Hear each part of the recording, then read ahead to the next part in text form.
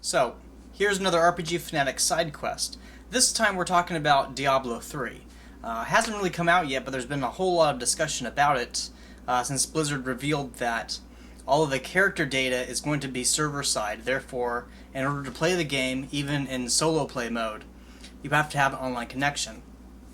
When I first heard this, honestly, my initial reaction was, what the fuck? That makes it so that you... How should I put it?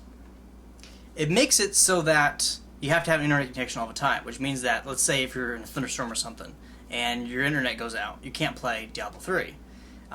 Or there are some people who are, for whatever reason in the world, still using dial-up internet. And that makes a problem for them because in order for them to enjoy Diablo 3, they need to really upgrade their internet connection and get something a little bit more modern. However, after thinking about it for a bit, this makes sense.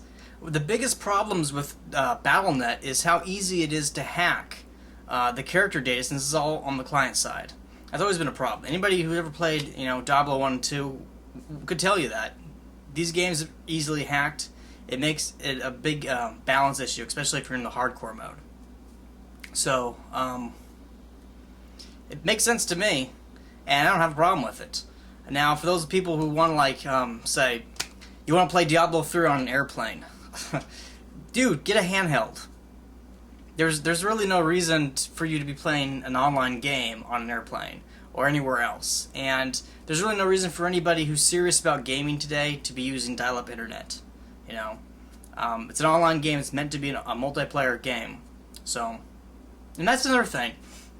The Diablo series are not MMORPGs, okay?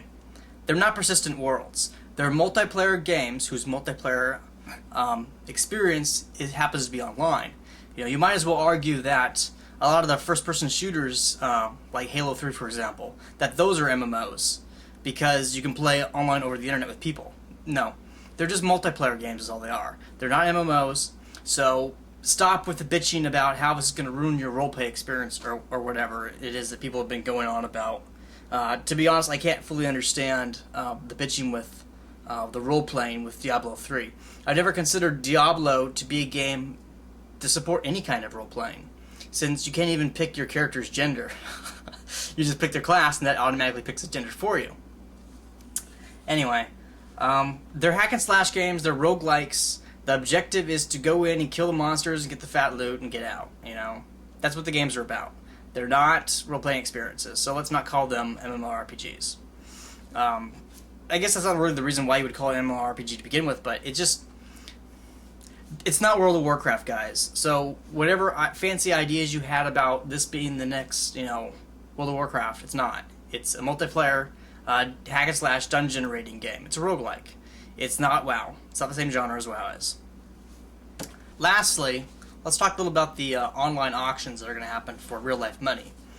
This also makes sense to me, given that despite Blizzard's best efforts to stop this type of cheating, really what it is cheating, they can't manage to get a grip on it. So why not, take advantage of that and let that be a source of revenue for them to, further pay for Battle.net's free service.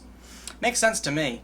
And for those of you who, really regard the purchasing of gold and items and stuff like that to be cheating, which kind of is cheating, if it's not part of the game's rules. But if you don't like that, the point is this.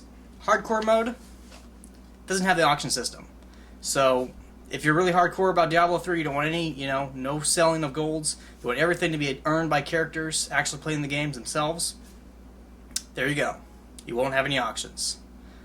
These have been my thoughts on the revelations about Diablo 3 that everybody's been talking about. If you have any comments yourself, you disagree with me, put your comments below in a civil way, not, an insulting way. I'm perfectly willing to discuss this with people who want to talk about it with me and disagree with me or agree with me or whatever else. Thanks. Bye.